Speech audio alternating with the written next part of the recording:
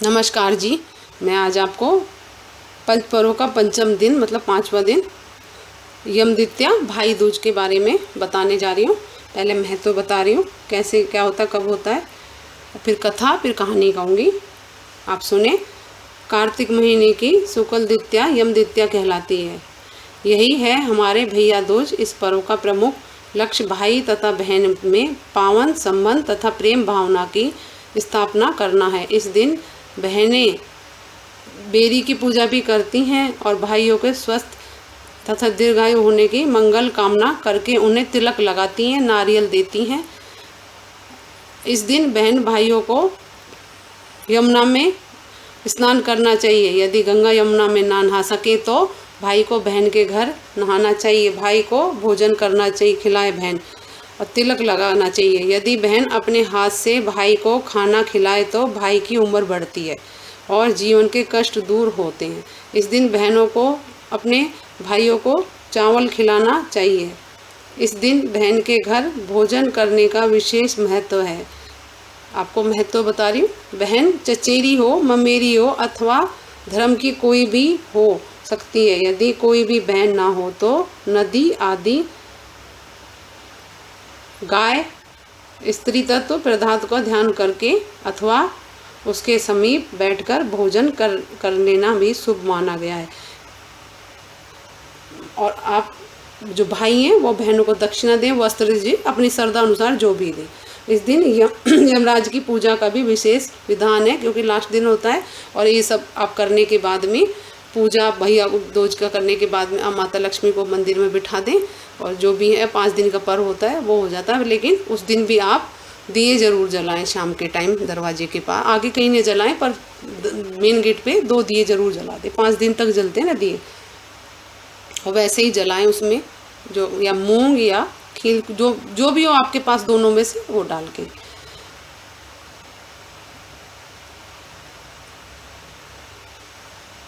आज के इस दिन व्रती बहनों को प्रातःकाल स्नान के अंतर अक्षत आदि से निर्मित अष्टदल कमल पर गणेश जी की स्थापना करके यमुना, चित्रगुप्त तथा यमदूतों का पूजन करने के उपरांत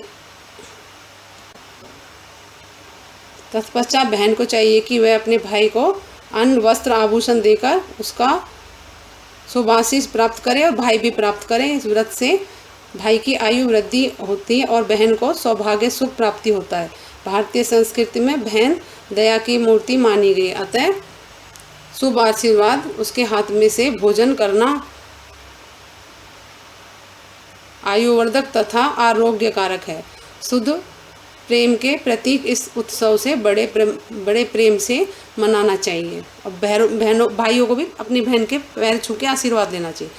पौराणिक आख्यान के अनुसार इस दिन भगवान यम अपनी बहन यमुना के यहाँ मिलने जाया करते हैं और उनके अनुकरण पर उस दिन जो लोग अपनी बहन से मिलने उनका यथेष्ट सम्मान, पूजा आदि करने के उनके आशीर्वाद रूप तिलक प्राप्त करते हैं, उन्हें इस दिन मृत्यु भय नहीं रहता। इस कथा के अनेक भावों में एक भाव यह भी है कि यद्यपि धर्मशास्त्र विधान अनुसार कन्या पितृ संबंधी और उत्तराधिकारिणी नहीं है, यथापि उसे पितृकुल की ओर से अनाधिकृत रूप से देव भंगमाश अवश्य प्राप्त हो। इसके लिए ऐसे अनेक पर्व उत्सवित का विधान शास्त्रों में किया गया है जिन पर लड़कियों को पितृकुल की ओर से यथेष्ट सम्मान एवं धन दान मिले। भैया दूज भी एक ऐसा ही पर्व है। इस पर अवसर पर भाई अपनी बहन के यहाँ उसकी पारिवारिक स्थिति का परिचय प्राप्त करते हैं, उन्हें सुख दुख की पूछते हैं और कहते हैं अपनी सामर्थ्य अनुसार उन्हें भेंट देकर अपने भ्रातृ स्नेह को दृढ़ करते हैं। यह दृढ़ परिवार संगठन और भारतीय कुटुंब प्रणाली की जान है। आपको मैं भैया दूज की कथा कह रही हूँ, उसके बाद कहानी सुनाऊंगी।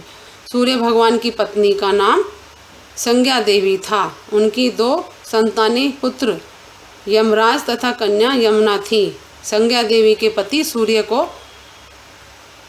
अधिपत किरणों को न सह करने के कारण उत्तरी ध्रुव में प्रदेश में छाया बनकर रहने लगी। उसी छाया में ताप्ती नदी तथा शनिचर का जन्म हुआ।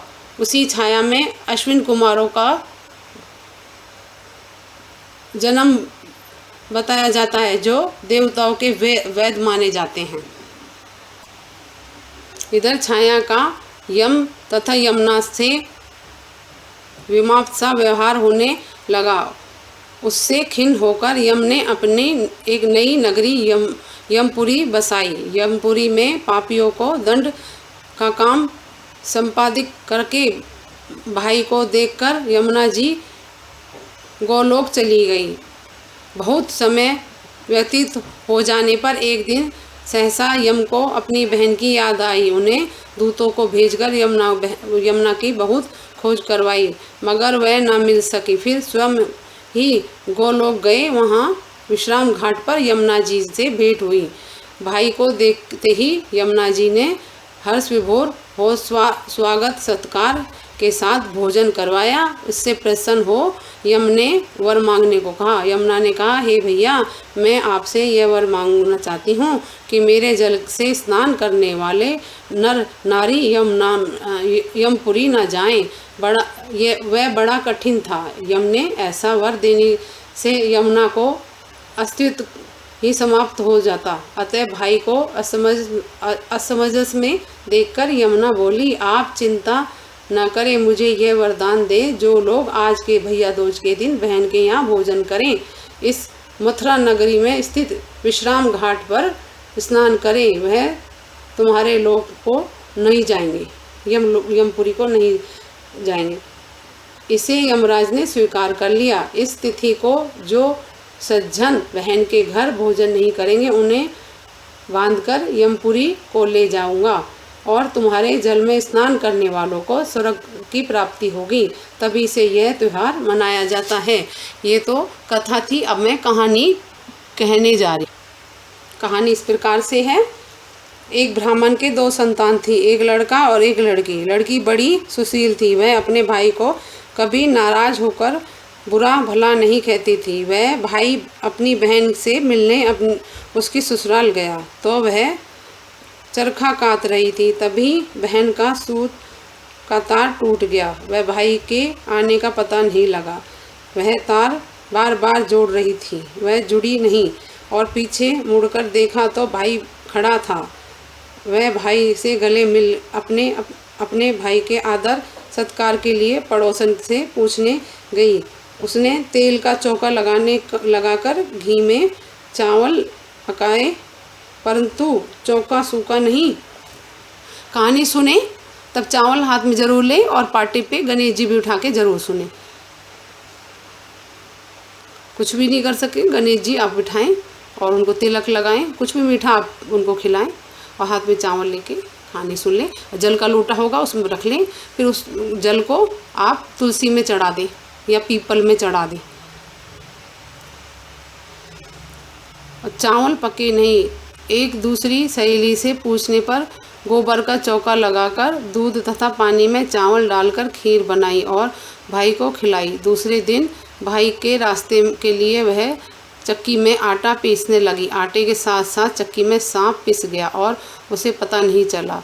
उसने उस आटे के लड्डू बना दिए और कपड़े में बांध कर दे दिया। जब वह चला गया तो उसे सांप पीसने का पता चला। भाई की प्यारी बहन अपने बच्चों को पालने में ही सोता छोड़कर भाई की राह पर चल दी। बहुत दूर जाने पर उसे उसका भाई एक पेड़ की छांव में सोता हुआ मिला। पास में पोटली रखी थी। भाई ने अब तक कुछ नहीं खाया था। उसने सारे लड्डू फेंक दिए और भाई के साथ पीहर चली गई। रास्ते में उसने भारी भारी सिलाएं उतरी देखी। एक राहगीर से जब उसने उस सिलाओं के बारे में पूछा तो उसने बताया, जो बहन अपने भाई से कभी नाराज ना होती हो, उसके भाई की शादी के समय उसके छाती पर रखी जाएंगी। थोड़ी दूर जाने पर उसे नाग तथा नागिन मिले। नागिन बोली कि जिसकी छाती पर यह शिला रखी जाएगी हम उसे खा लेंगे। उपाय पूछने पर नागिन ने बताया कि भाई के सब काम वहन करे तथा भाई भावज को कोसकर गालियाँ दे, तभी भाई बच सकता है। वहीं से वह भाई को कोसने लगी। गालियाँ देती देती पीहर पहुंच गई। माँ बाप को बेटी का यह व्यवहार अच्छा नहीं लगा। विवाह की लगन आई तो वह भाई को गाली देती हुई स्वयं लगन चढ़ाने लगी और वह घोड़ी पर बैठ गई। जो ही वह घोड़ी पर बैठी तभी शिलाएं उड़ती हुई आई और पुरुष के स्थान पर नारी को देखकर वापस चली गई। ऐसा देखकर बारात के लोग उसे अपने साथ ले गए। फेरों का समय आया तो उसने भाई को पीछे धकेल दिया और गंदी गंदी गालियाँ देकर फेरे ले लिए। वह सब काम स्वयं कर रही थी, यहाँ तक कि सुहाग रात को भी भाभी के साथ स्वयं सोने चल दी। समय आने पर नाग नागिन उसके भाई को काटने आए। वह तो सब जानती थी, नाग नागिन को मारने की तैयारी पहले ही कर रखी थी। आते ही दोनों को मारकर जेब में रखकर 3 दिन तक सोती रही। सारे मेहमान विदा हो गए। तब उसकी माँ को उसकी याद आई, उसे भी विदा करें। विदा के समय उसने माँ को उपेक्षा कर गुस्से से बोली कि मैं इतनी नीच नहीं हूँ।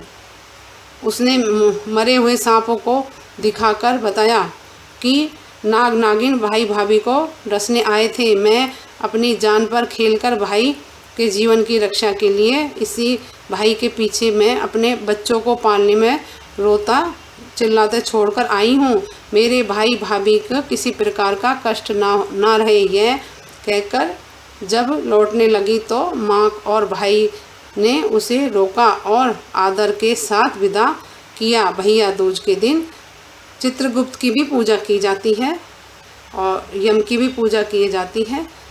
साथ साथ दवा तथा पुस्तकों की भी पूजा की जाती है।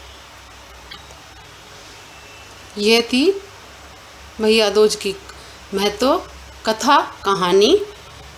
और मैंने आपको बताया 5 दिन का पर्व होता है, ये लास्ट दिन होता है। और आपको बता ही दिया है कथा में कहानी में कि फिर बाद में आप माता को विराजमान कर लें और जो जल होता है उसको छिड़क लें और जो उसमें सिक्का और हल्दी होती है सुपारी है उसको रख लें, अपने सिक्के को रख लें अपने उसमें भगवान जी के चरणों में चढ़ा दें। धूप दीप करते रहें, जल को छिड़क लें, प्रसाद रूप में भी ले लें, पूरे घर में छिड़कें। दियों को आप पीपल के नीचे कहीं भी आप रख के आ जाएं। जो भी सारे 5 दिन के दिए होते हैं वो आप हर रोज़ भी रख सकते हैं, बाद में भी रख सकते हैं। इकट्ठे करके फूल माला वगैरह जो भी हैं उनको आप रखें और शाम के टाइम 2 दिए ज़रूर जलाएं। 5 दिन का पर्व के बस वहाँ तक ही होता है। और मेरे चैनल शुभ लाभ को लाइक करें, सब्सक्राइब करें, शेयर करें। नमस्कार जी।